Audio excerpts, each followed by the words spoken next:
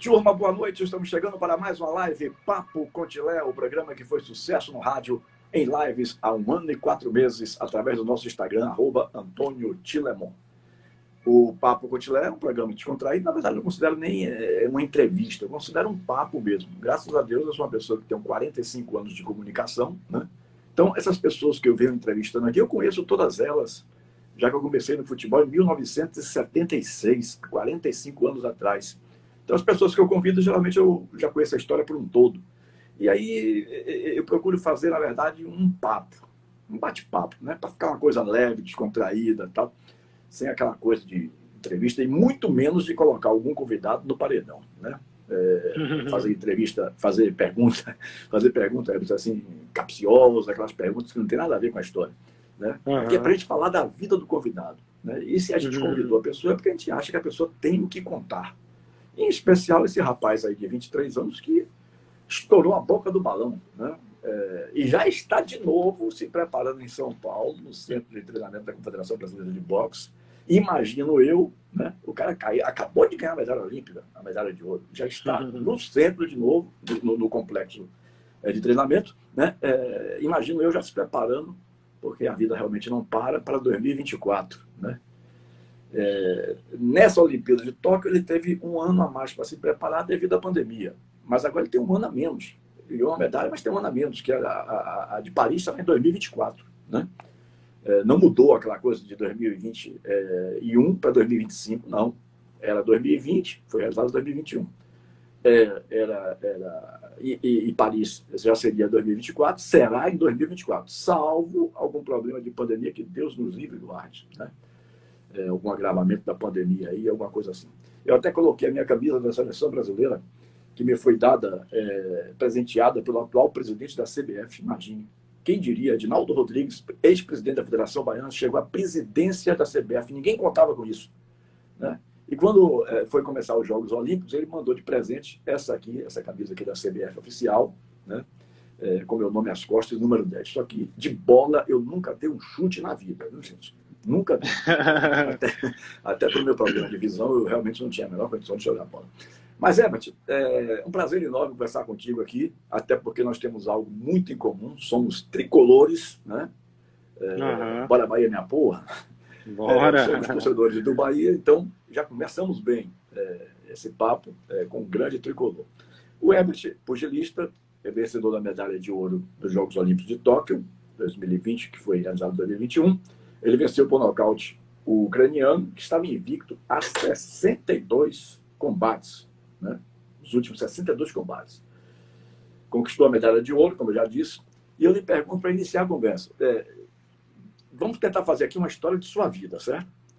Sem, como eu já disse, sem colocar ninguém na parede, porque não é meu estilo de jornalismo. Para fazer alguma pergunta, perguntas pessoais, não me interessa. É casado, se namorado, nada disso me interessa. Entendeu? Me interessa aqui falar de sua vida desculpa. como um... Não, tá beleza. Me interessa aqui falar da sua vida como profissional de boxe, né? E como um tricolor, digamos assim. Em algum momento, Herbert, vamos começar a conversa. Daqui a pouco eu vou buscar lá de trás, do seu início. Mas já que eu falei agora da medalha olímpica, em algum momento passou pela sua cabeça que isso pudesse acontecer de fato, como aconteceu? Ou você foi para lá imaginando chegar a uma final, e na final, bom, aí na final eu vou brigar pelo ouro, mas a princípio você não imaginasse que isso podia acontecer. Boa noite, muito obrigado, meu querido, pela sua agenda está muito atribulada, tenho visto que você está realmente com uma carga enorme de agenda, né? A vida mudou, virou de cabeça para baixo, né? Então, eu sei como é isso. Eu quero até agradecer aqui a Fernanda e a Rui, que trabalham na sua assessoria, né? E que foram o meu primeiro contato para poder estabelecer, até chegar ao Herbert Conceição. Sim, Herbert, você esperava realmente que isso pudesse acontecer? Boa noite, querido. Pô, Tilé, primeiro, boa noite. É um prazer estar batendo esse papo contigo, como você falou, na entrevista um papo. Conheço, já vi um pouco aí da tua história, já foi candidato à presidência do clube, sei que você trabalha também agenciando alguns jogadores, então é um cara inteligentíssimo aí, um cara referência no mundo do futebol, e é um prazer estar batendo esse papo contigo. E respondendo a sua pergunta, com certeza eu imaginava sim Eu tinha um sonho e sabia que era possível me tornar campeão olímpico, até porque se eu fosse a uma Olimpíada e não pensasse em ser campeão e ser medalhista, era melhor nem ir, né? Mas assim, da maneira que foi, tudo como aconteceu, eu te confesso que não. Um nocaute, parecendo cena de filme, perdendo os 2 primeiros rounds, sabe? Da maneira que foi, o contexto, de modo geral, como se desenrolou a Olimpíada, eu acho que nos meus melhores sonhos eu não imaginaria que poderia ser dessa forma, né? Se eu fosse descrever, eu escreveria de uma maneira diferente. Porém, fiquei muito feliz por tudo que aconteceu lá, por tudo que aconteceu, de toda a repercussão positiva. Eu acho que eu fui premiado aí com todo o meu esforço, com todo o meu foco, com o meu trabalho que eu sempre levei a sério, né?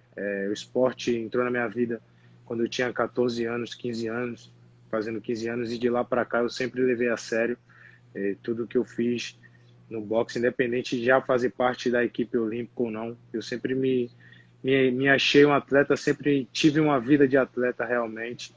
Então acho que eu fui premiado, né, com essa Olimpíada, e com certeza não foi uma surpresa para mim. Foi surpresa para muita gente, mas para mim não foi. Pelo que eu entendo, você está colhendo frutos de 8 anos, como você bem disse aí, né? De 8 anos de sacrifício, de 8 anos de preparação. E isso, com certeza, foi um ingrediente importante, esses 8 anos de preparação, né? Para que você chegasse onde você chegou. Mas, Herbert, você falou aí, querido, que sua vida começou mais ou menos com 14, 15 anos, né? Essa vida voltada para o boxe e tal. Você, em algum momento antes, pensou, e aí eu vou buscar um pouquinho a conversa lá de trás, para depois chegar até mais na frente. Você, em algum momento, pensou, por exemplo, Bahia como você é, e que você faz questão de mostrar que é, né? Uma vez na vida você pensou assim na sua cabeça, eu quero ser jogador de futebol. Como foi? Sim, Por que você sim. escolheu o boxe? Então, acho que como a maioria dos jovens brasileiros, né, majoritariamente, ele tem um sonho de ser jogador de futebol. Esporte número 1 do país, a gente cresce assistindo futebol, então brinca jogando futebol, então é natural que a gente sonhe em dia se tornar um jogador profissional. Mas assim, nem sempre aquele sonho de início, né, nos prenda e diga que a gente não pode sonhar com outras coisas, né? E o futebol era um sonho que sim poderia se tornar realidade, até porque eu também tenho um talento, tá, Tilé? Meu modéstia à parte. É mesmo? Modéstia à parte. Mas assim, a gente vai vivendo, a gente vai conhecendo outras coisas e se encantando também. E eu sempre gostei de assistir luta, primeiramente. Assistia muito luta, né, em casa, com os colegas. E eu tinha vontade também de aprender.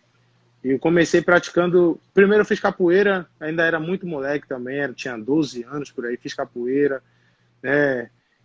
Tive até um certo destaque, aprendi rápido ali um pouco, troquei de cordel na época.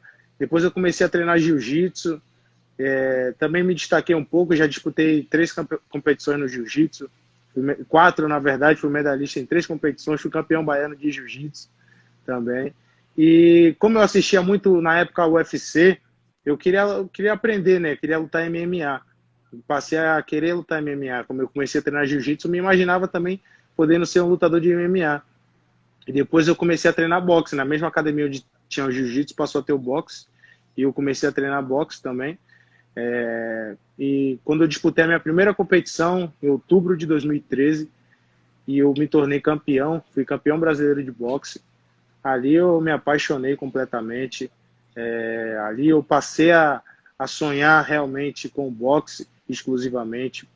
Tanto que eu até parei de praticar o jiu-jitsu, me dediquei exclusivamente ao boxe.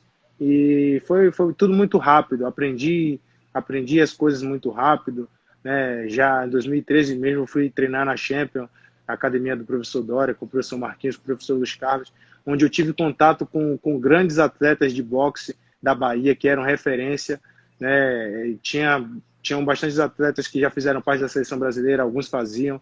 Então, eu acompanhei na época Robson, Pedro Lima também, que foi campeão pan-americano no Rio em 2007. Robson foi campeão olímpico no Rio.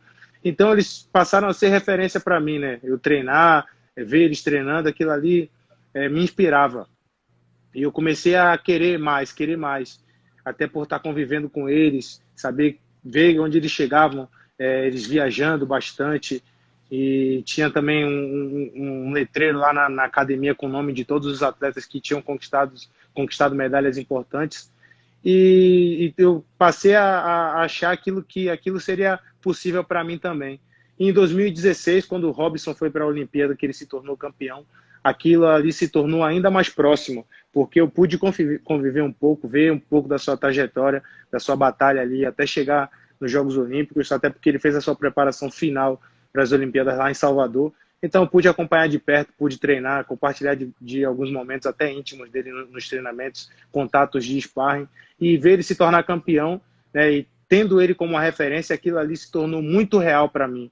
E eu passei a sonhar ainda mais. Eu já tinha um certo talento, né? Tinha uma idade, já estava no meu último ano de juvenil, em 2016.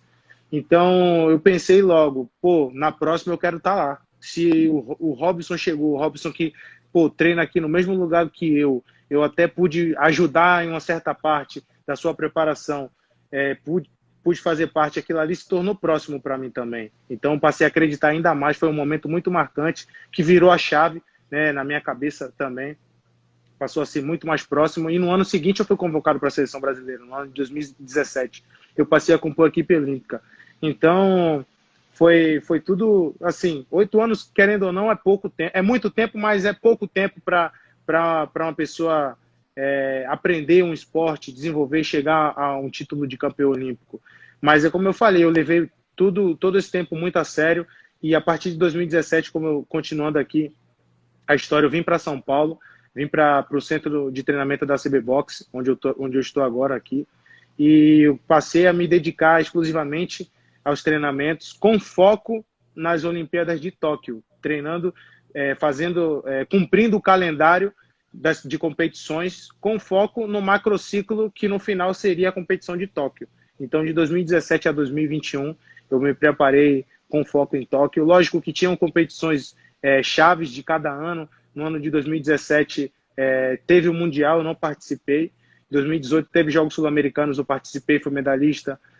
2018 também tive algum destaque em competições preparatórias, viajei, tive alguns títulos internacionais, fui campeão na Sérvia, fui campeão na Finlândia, na competição fui escolhido melhor atleta. 2018 fui medalhista de Jogos Sul-Americanos. 2019 foi um ano que teve muitas competições importantes, teve o Campeonato Mundial, teve Jogos Pan-Americanos, então eu fui medalhista nessas duas competições, teve os Jogos Mundiais Militares também, eu fui medalhista. Então foram competições que participavam a nata do boxe, né, os atletas principais que estariam nas Olimpíadas também, e eu pude ser medalhista nessas competições. E se seriam os mesmos atletas nas Olimpíadas, teoricamente, os mesmos atletas que eu disputei nessas competições anteriores, eu fui medalhista, por que eu não seria em Tóquio? Por que eu não acreditaria que seria medalhista em Tóquio?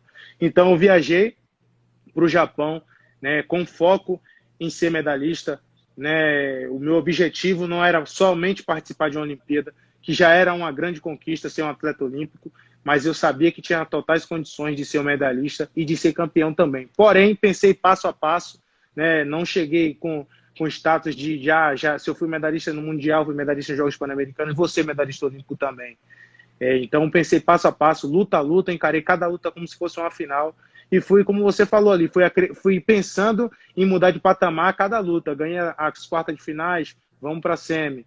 Ganhei as semis, vamos para a final. Agora vamos focar no ouro, para também não me frustrar, né? E manter sempre os pés no chão. Então, foi assim um pouco da minha trajetória até chegar nas Olimpíadas e voltar com essa medalha de ouro. Foi muito bacana a sua atitude também, viu, Herbert, com relação ao Robson, que chegou aí como é que eu poderia dizer, meu Deus, com erro de arbitragem, perdeu uma luta, né, que foi dele. A arbitragem também no boxe influencia, né? Que coisa impressionante. A arbitragem está sempre no meio das coisas, pelo amor de Deus, no futebol, no boxe, que é isso, velho. Achei muito bacana a sua recepção a ele, você ter ido buscar ele no aeroporto, você, né, fez questão de fazer isso. Foi muito legal mesmo, né? E como é que ele reagiu à situação? Ele ficou bem feliz, né? Ficou muito feliz. A gente tem uma certa proximidade. Então é fácil, Tile, quando a gente ganha, né? Quando a gente tem medalha, quando a gente traz grandes resultados, é fácil a gente recepcionar, fazer festa. E é normal também, né? Claro, a gente merece, tem que reconhecer. Mas também, principalmente quem está próximo sabe que nem sempre as coisas darão certo, principalmente da maneira que foi também. Eu acho que ainda que se não fosse da maneira que foi, ainda que ele tivesse perdido realmente, ou em uma pior das hipóteses, fosse nocauteado, acho que também ele merece uma grande recepção, né? Merece ser reconhecido, porque é um cara muito batalhador, é um cara que nos representou muito bem, né, pelo mundo afora, já elevou o nome do nosso estado, o nome do nosso país. Então é um cara que merece muito respeito, merece muito reconhecimento. Então foi uma oportunidade muito boa que eu tive, tinha desembarcado horas antes, nada mais justo do que esperar a hora dele desembarcar também para poder dar um abraço. Eu que tenho ele como referência, também poder dar um incentivo a ele, falar que estamos juntos independente da situação, foi muito bom para mim, acho que para ele também. E acho que é isso que vale, é o respeito e a parceria independente do resultado. Ele esteve no meu programa lá na Rádio Metrópole FM, o Papo Continua na Rádio Metrópole, assim, uma figura que foi até um pouco difícil fazer a entrevista, com uma figura muito humilde, quando ele estava realmente começando, sabe? Você sentia assim que tudo aquilo ali era novidade para ele. Mas o meu querido Luiz Dória acompanhou ele lá e foi tudo muito bacana mesmo. Mas, Edson, deixa eu voltar um pouquinho mais para trás ainda, que você disse uma coisa que eu queria que você esclarecesse melhor. Você disse que tem talento com futebol. Que posição você jogava? Ou você ousa jogar? A linguagem popular, jogo de teimoso. É porque é difícil a gente jogar em campo de 11, né? Futebol de várzea é sempre 5, 7, 8 de linha no máximo. Então é complicado a gente ter uma posição assim fixa para jogar. Mas eu gosto de jogar ali mais de volante, né? Mais um volante mais clássico, que recebe a bola ali da zaga, distribui, toca, como se fosse um meia de ligação. Que pensa, aquele cara ali que tem um bom passe também, que não só marca, mas também sabe sair jogando. Tem um bom chute de fora da área e tem um bom cabeceio também, até pela grande estatura, 1,87 m. Belintani, estou pronto, viu? Se precisar. Agora, Herbert, o que você fazia antes do boxe, antes de entrar nessa área aí de boxe? Você trabalhava com alguma coisa ou era um jovem ainda adolescente, não trabalhava? Você vem de uma família pobre, de uma infância pobre? Como é que foi o seu início de vida? Então, Tilé, eu sou de uma família humilde, nunca passei grandes dificuldades, nunca passei fome, nunca me faltou nada, mas também nunca me sobrou, né? A gente sempre viveu no limite. Acho que como a maioria dos brasileiros ali, Sim. Que não são, né, de classe média, nem de classe não tão pobre, né? Pobre de extremo. Acho que andava de ônibus, meus pais nunca tiveram carro, eu andava de ônibus, estudei sempre em colégio público, né? Graças a Deus tive a oportunidade de estudar em bons colégios públicos, né? Que é uma coisa que, querendo ou não, é complicado. Estudei em bons colégios públicos, sempre andei de ônibus, morei em um condomínio, assim, não um condomínio de alto patamar, mas era um condomínio fechado, que minha mãe conseguiu por ter sido funcionária pública, um acordo com a Caixa e conseguiu um apartamento, pude ter uma infância tranquila, né? Nada de sobra, mas ali vivi no limite.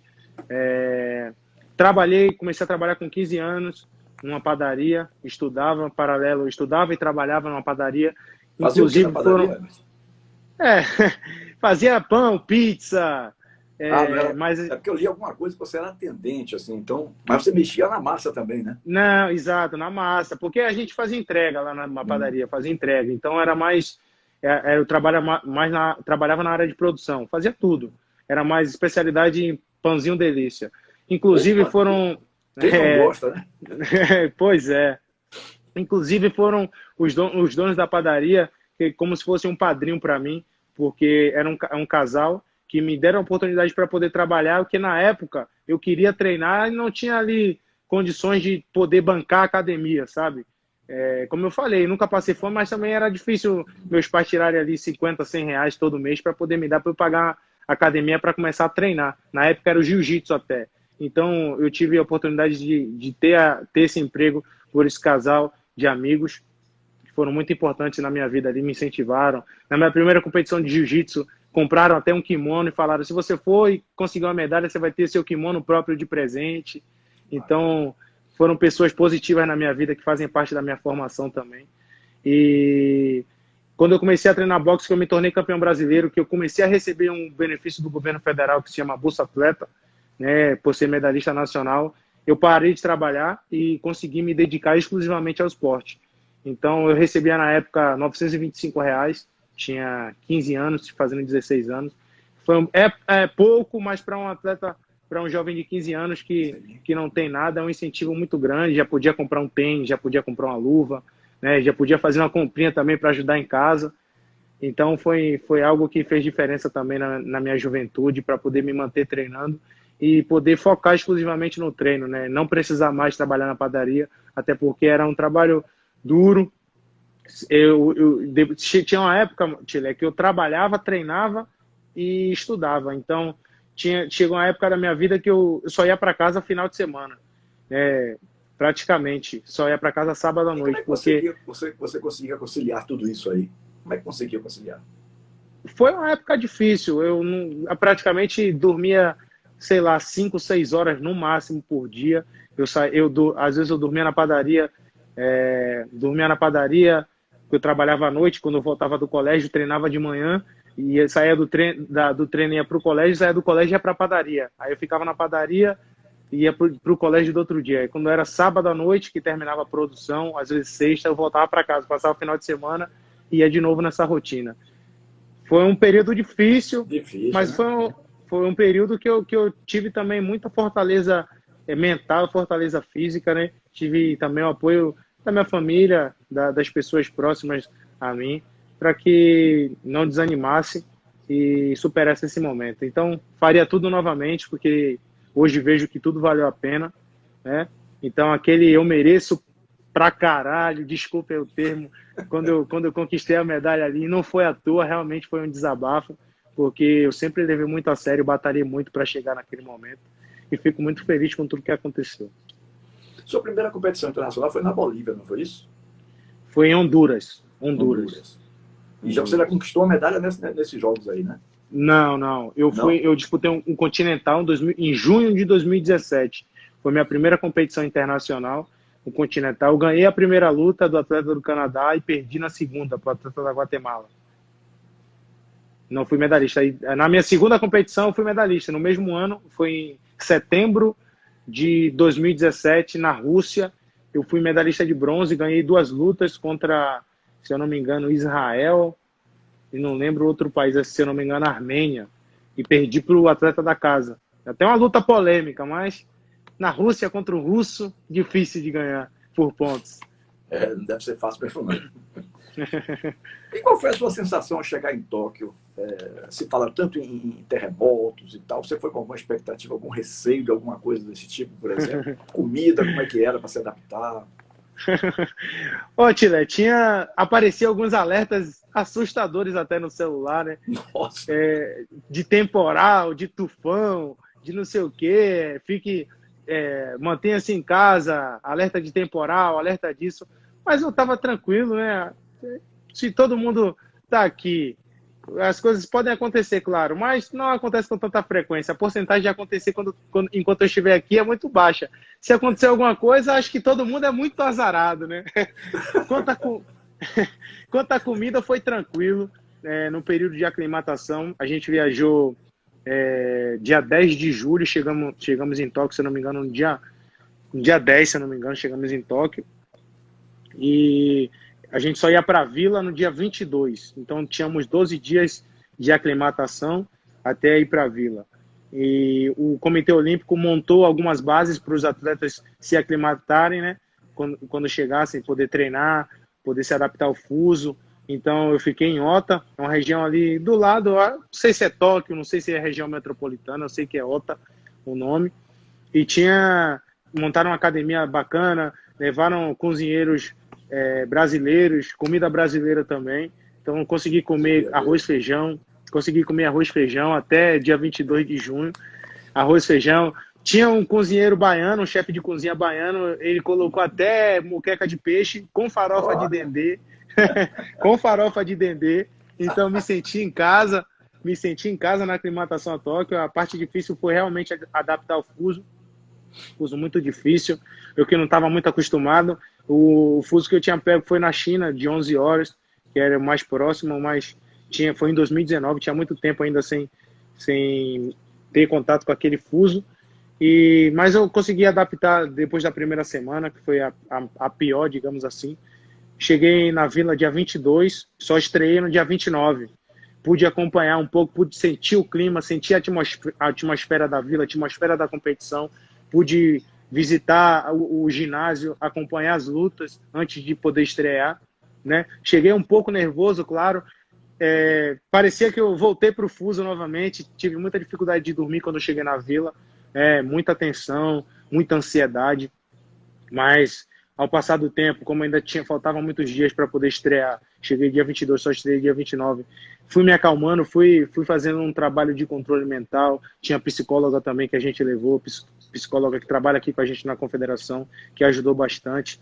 Então, fui me acalmando ali, consegui me concentrar bem, treinar, tirar o peso, controlar o peso direitinho, fazer a dieta certa, para poder chegar no dia 19 na melhor forma, técnica, física e psicológica possível, para poder estrear.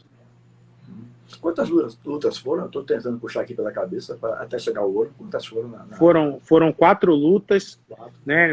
Minha categoria seriam 5 lutas, mas por eu ser o atleta ranking número 1, o primeiro do ranking da América, eu fui o cabeça de chave número 3. Então, foram 4 cabeças de chave ali. Os sembrados, que a gente chama na linguagem, aqueles que são separados na chave, né, que eles só se encontram ali nas fases finais. E eu estreiei só na segunda rodada, esperei o vencedor de China e Índia. O chinês ganhou, estreiei contra o chinês no dia 29. Venci o chinês, depois lutei contra o cazaque, vice-campeão mundial em 2017. Perdeu para o ucraniano, que eu ganhei na final. O ucraniano, nessa oportunidade, tinha se tornado campeão mundial e escolhido o melhor atleta.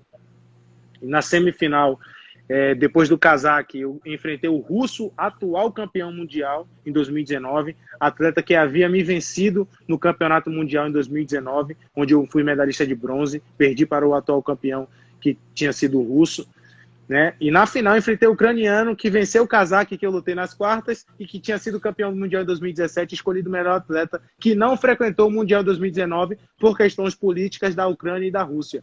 Então, na minha chave ali, eu enfrentei 2 campeões mundiais, um vice-campeão mundial e um chinês que, apesar de não ter tido tantos títulos expressivos, era um atleta duro e muito chato. Ou seja, eu caí na chave da morte e me tornei campeão olímpico com um lindo nocaute na final. Fantástico. O Herbert, quando você ganhou, né, você percebeu, ganhei, qual foi a primeira coisa que veio à sua cabeça? Chile, afinal você fala? Sim, na hora da conquista, ganhei a medalha de ouro. Primeiro, eu desabafei, que eu estava com um pouco de raiva do atleta, né? Então, primeiro foi o grito de desabafo, de tipo assim, vai, poxa, ganhei, pô, chato pra caramba, sujo, toma. Primeiro foi essa sensação, né, de desabafo mesmo. E depois passa um filme ali, em poucos segundos a gente lembra da nossa trajetória e lembra que a gente conseguiu alcançar o nosso objetivo e que valeu tudo a pena o esforço e tudo valeu a pena o nosso esforço e a gente se emociona. Foi o que aconteceu comigo, me emocionei muito, lembrei de tudo ali em poucos segundos, no intervalo pequeno, lembrei da minha trajetória, lembrei de tudo que eu tinha passado, né, de tudo que eu tinha me abdiquei, do tanto que eu treinei, do quanto que eu me dediquei e tinha conseguido conquistar meu maior sonho como atleta, que era me tornar um campeão olímpico, né? E então foi uma sensação que é difícil até de descrever, porque só sentindo para poder explicar. E eu acho que queria voltar no tempo até para sentir essa sensação novamente, porque é uma sensação incrível. Uhum. Daqui para frente, o que é que está estabelecido aí? Que competição vai ser a primeira? Qual é a preparação que está sendo feita, iniciando a preparação? Primeiro, eu estou tratando da minha lesão. Eu tenho uma lesão na mão que me atrapalhou durante o ciclo. Na mão É, direita, né? na mão direita, exatamente. Uhum. Eu lutei com a mão infiltrada.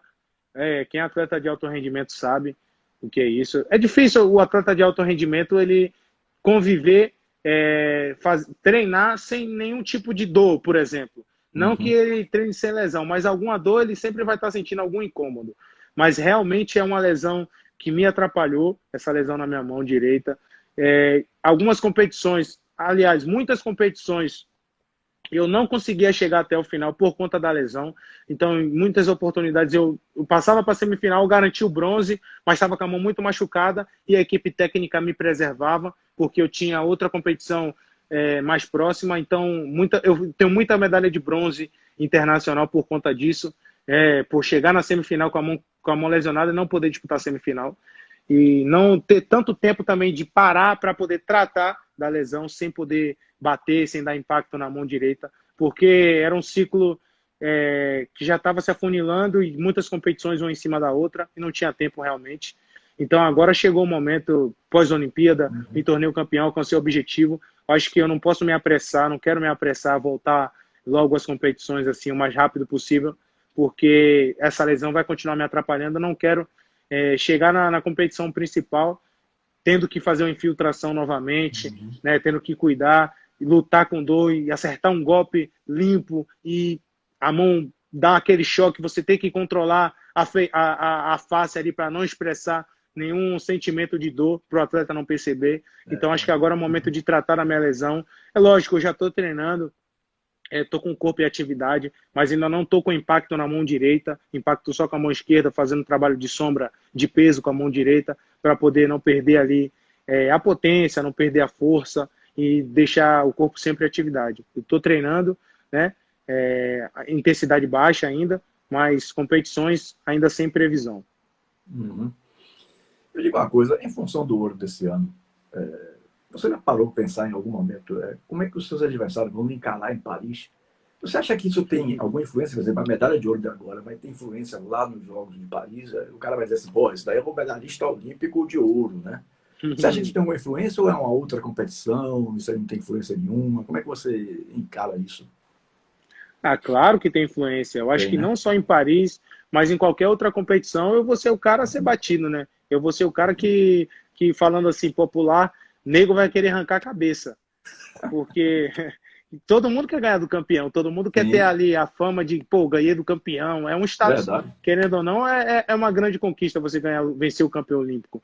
Eu mesmo não tive a oportunidade de lutar com. Quer dizer, tive a oportunidade de lutar com o campeão olímpico na final dos Jogos Pan-Americanos, né? Enfrentei o cubano Arlen Lopes. Então, eu perdi, não venci, infelizmente, mas assim, é gratificante você poder vencer o campeão. Então, agora mais do que nunca, até por isso também, eu tenho que voltar 100%, né? Não posso voltar 80%, porque É. a exigência é maior, o sarrafo Uhum. sobe, né? Quando você se torna campeão olímpico. Então, eu tenho que estar o mais preparado possível, tenho que estar 100% para poder lutar e poder continuar dando bons resultados. Porque agora, como eu falei, o sarrafo sobe, a cobrança aumenta e todo mundo vai querer ouro, ouro, ouro e eu não posso mais chegar na semifinal e me retirar da competição porque eu tô com a mão machucada, né?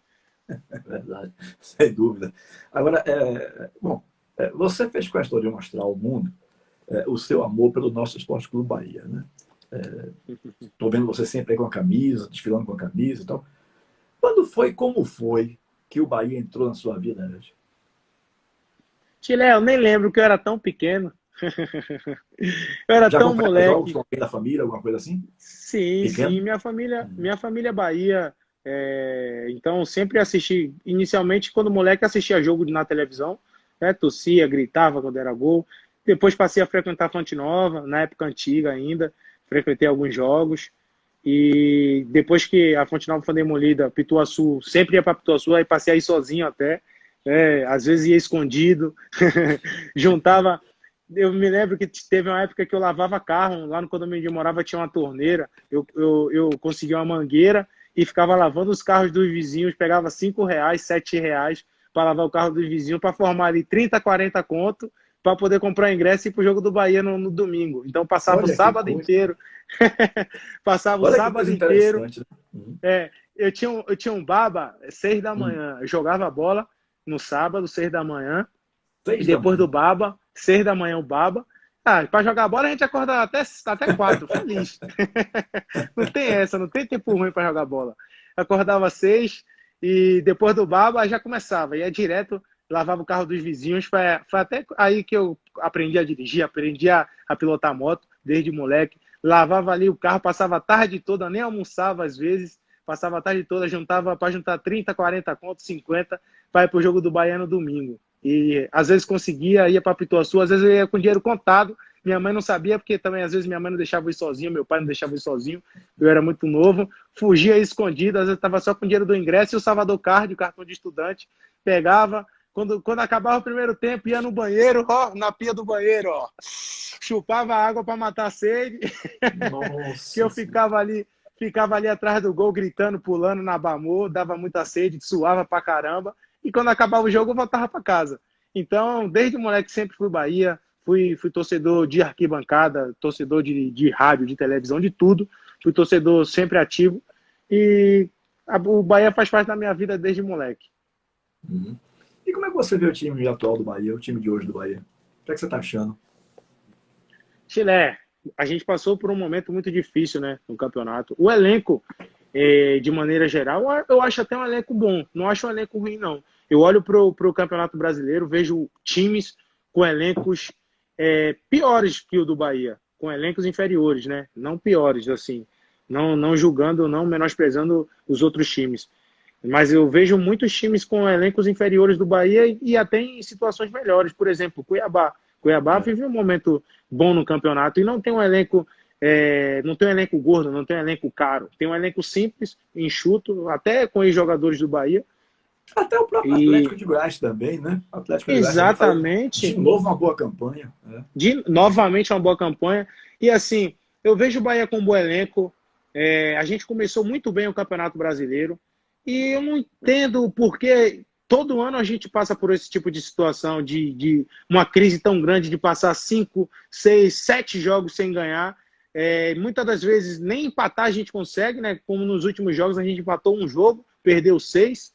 Então é complicado. O time que pensa em terminar o campeonato na primeira parte da tabela não pode passar por situações dessa, né? No máximo 2 jogos sem vencer, já tem que ganhar o próximo jogo, empatar. Fazer o dever de casa sempre, buscar um empate fora de casa, vira e mexe, ganhar um joguinho. A gente vai perder jogos, faz parte, é um campeonato muito longo. É normal perder, mas a gente não pode passar por momentos como que a gente passou agora, de 7 jogos sem vencer. Fiquei feliz pelo resultado contra o jogo contra o Fortaleza. Na verdade, um grande triunfo, um grande jogo. Acho que para resgatar a confiança do time, né? Trocou o técnico, dá motivação também para o técnico acreditarem também nos jogadores, acreditar no elenco, porque o Fortaleza vive um grande momento também, com o elenco equiparado ao do Bahia, e porque a gente não pode também fazer uma boa campanha e terminar lá em cima.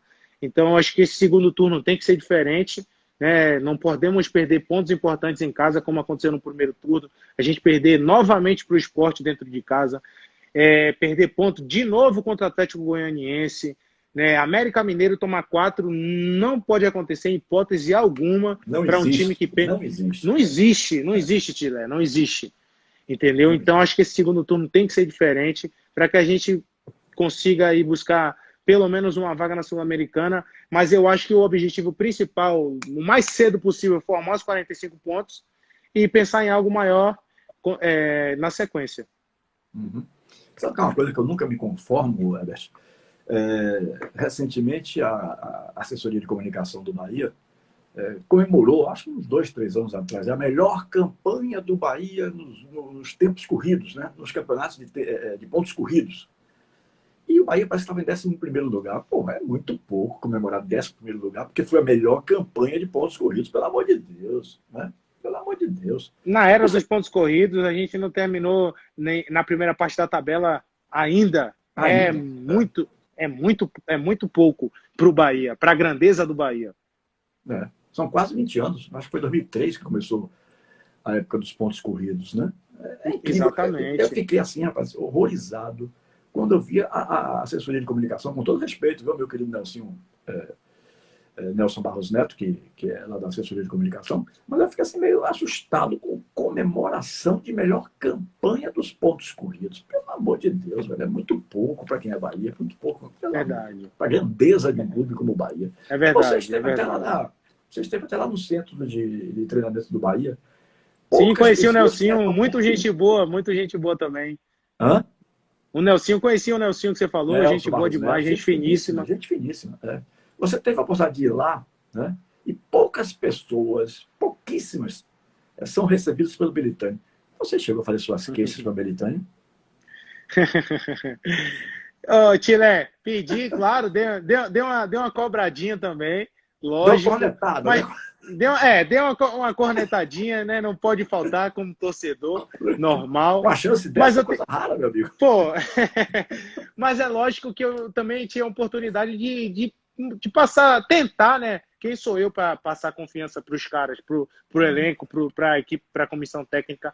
Mas eu pude também ter a oportunidade de passar um pouco de confiança para eles, de falar que a torcida, apesar do momento difícil, né, da gente estar triste, a gente acreditava no trabalho, na época era o Dado ainda, que acreditava no trabalho, acreditava nos jogadores, e que, assim como eu vivi um momento difícil na minha luta, e consegui reverter a situação, eles também poderiam. É normal um time passar por uma variação negativa, por uma variância negativa. É normal, todo time passa. Mas eu não imaginava que se prolongaria por tanto tempo. Isso aí não é mais normal. Né? Isso aí não é mais normal. Mas eu também aproveitei para tentar passar um pouco de confiança, dizer que a gente acreditava no trabalho tanto do Dado quanto dos jogadores, para que eles se unissem e acreditassem também no trabalho da comissão técnica, para sair logo daquela situação. Uhum. Quem é o seu grande ídolo no Bahia, do tempo que você acompanha para cá? Olha, Nonato e atualmente Gilberto. Atualmente Gilberto. Fernandão também. Fernandão também fez uma grande história e eu me identificava muito, né? Me identificava muito, mas eu acho que não superou Gilberto e Nonato, não. Uhum. Então, desse time atual, dessa liga atual, seu, vamos dizer, ídolo, não sei se seria ídolo, é Gilberto no caso. Sim, né? sim, exatamente. Gilberto se encaminha para ser um dos ídolos da história do Bahia, mas tem muito mais gente à frente aí, né? Que teve uma participação muito mais ativa na história do clube. Né? É verdade, é verdade, é verdade. E o que é que você achou da contratação do técnico argentino? Olha, eu não conhecia não o trabalho, não conhecia o trabalho do Dabove, não conhecia o histórico dele. Que virou uma moda no Brasil de contratar treinadores estrangeiros, né? Meio que uma modinha atualmente, contratar treinador estrangeiro. Mas também o mercado brasileiro se afunilou muito de técnicos, né? Quando a gente olha para o mercado é difícil. Eu acho que é uma alternativa boa contratar um treinador estrangeiro. Tem que avaliar o trabalho dele, só tem 2 jogos, né? 3 jogos agora, com o Bahia, uma derrota, um triunfo e um empate. Acho que conseguiu já manter uma coisa que não acontecia nos últimos jogos, que é 2 jogos sem perder, tomando poucos gols. Tomamos 2 gols no jogo do Fortaleza. Um gol bobo, um gol aceitável. Gerou um susto para a torcida que não deveria aquele jogo, mas enfim, conseguimos ganhar bem. Grande Rodalega, salvou a pátria. Mas não tomamos gol no jogo do Santos, que já é uma evolução imensa do sistema defensivo. E agora vamos ver como é que o time vai se comportar daqui para frente. Estou com a expectativa boa, né, de manter esses bons resultados aí. Espero que dê certo o trabalho, que o trabalho encaixe, que o grupo se feche ali e que a gente consiga, primeiramente, alcançar os 45 pontos, depois buscar uma vaguinha sul-americana ali e terminar em 18º colocado, perfeito. Porque pelas condições atuais também, a gente tem que levar em consideração que houve... as pessoas pensam assim, Tilemon é da oposição, é crítico. Nada a ver, nada a ver. Eu faço minha parte aqui como jornalismo, né? E a gente tem que reconhecer, muita gente criticando a situação atual do Bahia, mas a gente tem que reconhecer que passamos por uma pandemia, minha gente. Essa pandemia trouxe 50 milhões de déficit aos cofres do clube, né? Que há muito tempo não atrasava salários. Mas com a época da pandemia passou a atrasar. Né? Verdade, Então, verdade. Seria assim para um concorrente, digamos, se bem que hoje, graças a Deus, não penso mais nisso, não quero nem saber disso. Eu até cancelei meu título de sócio para que um maluco de um dos meus amigos querer me convencer que eu saísse candidato de novo. Né? Então, assim, eu acho que poderia ser digamos, a faca e o queijo na mão. Deixa eu bater agora. Não, gente, a gente tem que parar e pensar. A pandemia prejudicou não só o Bahia, mas também prejudicou o Bahia. Né? Verdade, Que é um verdade. clube que não é Todo do mundo, né? centro. Que é um clube que não é do grande centro, Rio, São Paulo, onde se tem as maiores fatias da mídia, né, do marketing e tal. O Bahia não é Exato. dessa situação. O Bahia, aí, quando fala assim que é do Nordeste, a gente pensa que a gente está chorando ou se diminuindo. Não, mas é uma realidade. É a Uma realidade, realidade. né? É uma O realidade. orçamento sempre espremido, né? Exato. Tentando Exato. tirar o máximo daqui e dali, se espremendo todo para poder pagar os jogadores. É, Né? é Então, a complicado. gente sabe da dificuldade. É complicado, é complicado. Sempre as coisas... não é vitimismo, mas as coisas realmente são mais difíceis para a gente aqui, né? Para os clubes nordestinos. A gente sabe disso. Quem acompanha o futebol sabe. Exatamente, exatamente. Agora o cara às vezes fica batendo, porque precisa contratar melhor. Rapaz, é fácil falar, né? É É fácil falar, verdade. mas agir lá dentro, a história é diferente. E o cara que está lá dentro, no caso hoje, Guilherme Militão, ele não pode ser irresponsável, sair endividando o clube, É botando o clube. verdade. Não Ó, pode, ó rapaz, o isso não Cruzeiro pode. aí, ó o Cruzeiro aí. O Cruzeiro quase Entendeu? fechou as portas, por tanta irresponsabilidade, tanta loucura e tanto roubo. Né? Quase Pois é. fechou as Ó o portas. Vitória aí. O Ó o Vitória tá mal Vitória pra aí caramba, também. exatamente. Então, assim, eu não gostaria de estar na pele de Belitani, porque tudo é porrada no cara. Que a gente deve criticar, Verdade. sim. Que a gente pode criticar, sim, porque os próprios resultados, como você falou há pouco, de 7 jogos sem ganhar, é um absurdo. É um absurdo, né? Exato. Mas, assim, a gente tem que parar e reconhecer para fazer uma crítica honesta, uma crítica criteriosa. A gente tem que E entender com, que a pandemia e com prejudicou limite muito. também, né? E com limite Sim, também, né, Pilé? uhum, Eu vi casos de ameaças, né? isso não Pô, existe. ameaçar o cara, ameaçar a É, família do cara. Isso aí é um não, absurdo isso. É um isso aí não é absurdo. torcida. Para mim não é torcida. Uhum. É um absurdo. Bom, estamos praticamente chegando ao final, nós estamos avançando aqui no tempo, e eu não quero tomar mais tempo de Herbert do que a 1 hora que eu realmente propus, porque eu tenho imaginado, eu gostaria que você falasse um pouquinho disso, Herbert, como a sua vida deu uma reviravolta tão grande. Né? Assim, hoje eu vejo você sendo convidado para comentar luta na televisão, hoje eu vejo você dando uma entrevista para Deus e o mundo aí, porque isso é um lado bom, permita-lhe dizer, isso é um lado bom pela sua humildade, você procura atender a todos, né, que lhe procuram tal. Teve uma homenagem belíssima que o Olodum prestou a você lá no Pelourinho, né? Não vai entrar aqui nessa live agora, mas meu filho, que é o produtor e é quem edita as coisas da live, vai colocar no final da live toda a Show, homenagem, show. toda a homenagem que o Olodum lhe prestou. Acho que uns 5 minutos mais ou menos que o Rui me enviou. Eu acho que ele acabou de me enviar de novo, tá achando que eu me esqueci disso. Eu vi aqui alguma coisa do zap dele. Mas eu já mandei para o Leonardo. Leonardo mora nos Estados Unidos, mas quem faz meus cards, é quem faz minhas edições, porque eu sou jurássico para assuntos tecnológicos. Né? Eu só entendo de botar aquilo lá. Mas preparar um card, preparar uma edição, eu não sei fazer. Né? O meu filho Aham. domina muito bem isso e é ele quem conduz isso.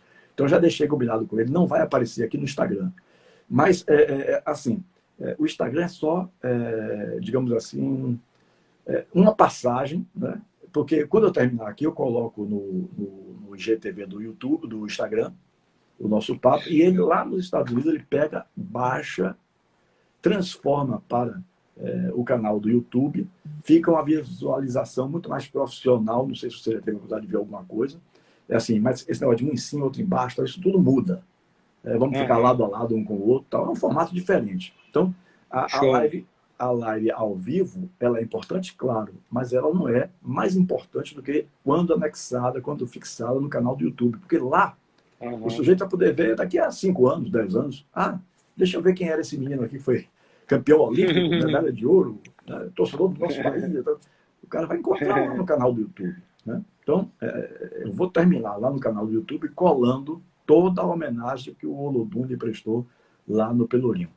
E também, meu querido Rui me informou, me passou um zap, foi ontem, foi hoje, sobre uma homenagem que a Câmara Municipal vai lhe prestar. Né? Você já esteve lá, inclusive, me parece, foi recebido pelo presidente Geraldo Júnior, pelo vereador que está propondo a medalha, que é o autor do projeto da medalha Tomé de Souza, para você, ele homenageando, que é o Alberto Show. Braga, né? Uhum. Vi que você já esteve na Câmara também, então sua vida deve ter virado ao avesso. É o que eu imagino, né? Com tantos compromissos assim. E aí você está conseguindo tocar como?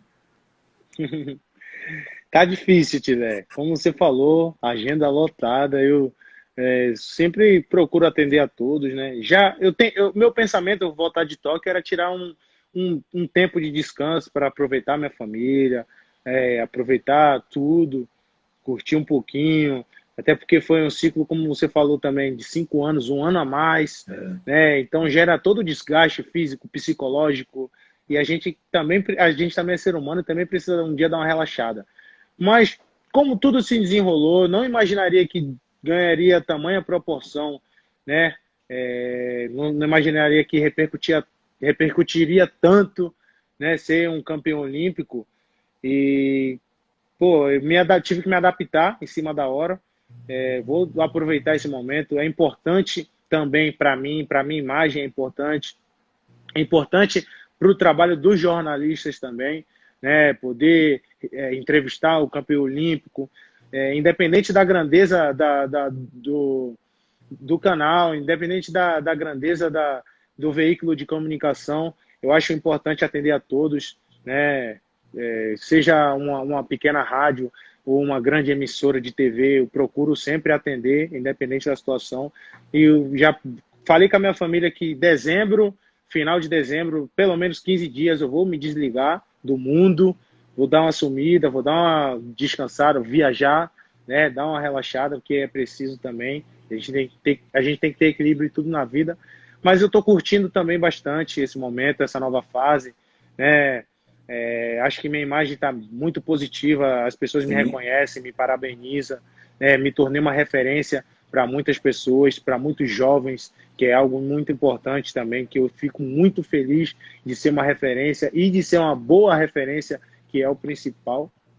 Então, acho que tenho que cuidar da minha imagem agora, verificar cada passo que eu der, procurar dar o passo certo para que eu possa estar influenciando positivamente, que querendo ou não, cada passo que eu der vai ser seguido por muita pessoa e vai ser repercutido. Procurar ter muita atenção, né?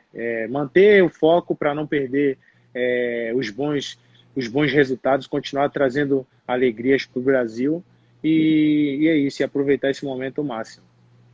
Muito bacana mesmo. Bom, eu vou lhe fazer minha última pergunta, que ou era, a última pergunta nos 780 programas feitos em rádio, e aqui quase 220 já em lives, depois que eu me aposentei. Hoje eu sou um aposentado da nação, né?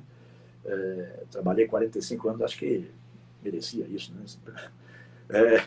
Então, a minha última pergunta é sempre a mesma para todos, tá? Eu deixei de lhe perguntar sobre alguma coisa que você gostaria de ter falado e eu não lhe perguntei? Tilé, o papo fluiu, gostei bastante. Perguntou as coisas necessárias, foi bem desenrolada a entrevista. E, inclusive, gostaria de parabenizar pelos grandes anos aí, como um jornalista, um radialista, como entrevistador, como influente, como um profissional também. Como eu falei, conheço um pouco na área do esporte, como você trabalha também, agencia alguns jogadores e tudo mais. É um profissional da área, é um cara respeitado no que faz. Gostaria de parabenizar e para mim foi tranquilo a entrevista, foi um prazer estar batendo esse papo aqui. Infelizmente não consegui interagir, desculpa até mudar o assunto, e não consegui interagir com o pessoal que está comentando, que está assistindo a live. Gostaria de agradecer o pessoal aqui, estou vendo muitos Deixa eu só comentários, lhe dar muita uma gente aqui. dicasinha aqui. Entrou aí, vamos fazer um registro aqui. Entrou aí na live o nosso querido campeão brasileiro de 88, o zagueiro João Marcelo, lhe parabenizando. Né, nosso querido João Opa, que Marcelo. satisfação, satisfação. E vários outros aí, eu imagino que alguns amigos mais próximos seus, que a gente fez assim as brincadeiras. Só que o pessoal tem que entender que aqui é uma coisa séria, né? Aqui é uma coisa que a gente tem que fazer com seriedade. Aí um bota lá gostoso, o outro bota lá não sei o quê, você agora é campeão. Mas eu senti que aqui, assim, agora mesmo, quer ver? Deixa eu ver aqui, esse aqui que eu estou falando. Deve ser fake, ketchup. Não, Deve isso aí ser. é fake, Esse deve é ser fake Instagram mesmo. fake. É fake. Mas vários Eu aí nem, várias É porque tem muita gente falando, o chat está passando muito rápido, eu nem consegui acompanhar muito. isso, Estou subindo exatamente. aqui, mas muita gente mandando mensagem positiva, né? Não, Acompanhando, e a grande parabenizando. maioria foi mensagens positivas. Agora, tem pessoas que deveriam entender que isso aqui não é uma brincadeira, isso aqui é um tipo de trabalho jornalístico. Né? Aí o cara fica entrando com gracinhas através de um fake. Pô, isso é. Ainda bem que a gente nem viu, nem passou para ler. Eu estou registrando agora porque você falou aí que você não teve tempo de interagir. Aí eu estou registrando. Né? Mas sim, eu quero lhe agradecer, Herbert, pela sua disponibilidade de tempo. Como eu já disse, eu tenho sentido como você está atribulado, né? E você nos deu aqui uma hora de um papo muito gostoso, quero lhe agradecer. Não vou encerrar aqui no Instagram com o vídeo, porque não é possível fazer isso aqui. Né? Não sei. Mas no encerramento, lá no nosso canal do YouTube, vai ser colado o encerramento. Terminou de falar aqui com você, vai colar a homenagem que o Olodum lhe prestou. Querido, muito obrigado, viu, pela sua participação aqui comigo. Valeu, Tilé. Eu que agradeço, como eu falei, a satisfação estar falando com você. Agradecer ao pessoal que acompanha a live. João Marcelo também Olha aí de novo. por acompanhar, por dar parabéns, pô, grande Olha referência. Aí de novo, João Marcelo aí. Meu pai vai ficar doido, fã do João Marcelo. Meu pai, vou falar para ele, vou até printar aqui que ele estava na live, vou até printar aqui, se me dá licença. Vou printar, vou mandar pro meu pai. Show de bola, Tilé. Valeu, tamo junto. Precisar, manda mensagem aí comigo, com a assessoria. Se eu estiver disponível, estarei aqui pronto para poder atender e tamo junto. Obrigado, querido. Um grande abraço para você. Veja uma bela homenagem que o Olodum prestou ao nosso campeão olímpico no Pelourinho. Grande abraço a todos. Boa noite, Bahia. Boa noite, Brasil. Fui. Madiba, yo-yo. Madiba, yo-yo-yo-yo. Negro guerreiro, negro de alma leve. Nobre guerreiro, negro lutador. Que os bons ventos calma assim te leve aonde você for. Nobre guerreiro, negro de alma leve. Nobre guerreiro, negro lutador. Que os bons ventos calma assim te leve aonde você for. Madiba, Madiba, vem! Nelson Mandela foi um lutador de boxe. Acompanhamos Muhammad Ali. E quando ele lutou agora, todas as vezes que ele entrou cantando uma música do Olodum, de Marquinhos Marques e de Bida. E interpretada por Lazinho, Madiba, que é o nome carinhoso que Nelson Mandela tinha. O Olodum, nos anos 80, interpretou a luta de Mandela fortemente em várias canções. Em 1991, no dia 5 de agosto, há 30 anos atrás, ele veio à Bahia e o Olodum cantou para ele. Quando a gente viu um jovem negro, um jovem lutador, combatendo, caminhando para ganhar medalha de bronze, ou de prata, ou de ouro, e sempre com a música e dançando e falando coisas da vida social, nós nos empolgamos e assistimos a última luta, torcendo, sofrendo, apanhando provavelmente com ele virtualmente a cada movimento que ele recebia e vibramos na hora que ele finalizou o ucraniano. A gente pegou a eficiência dele como boxeador, como lutador, que caminhou para ganhar uma medalha, e a eficiência do nome Olodum, da casa do Olodum. Então são conexões que não estavam escritas, não estavam pré-definidas, que acontecem, que geram muitas emoções. E o Olodum no Pelourinho é o coração de Salvador, é o coração da Bahia e do Brasil.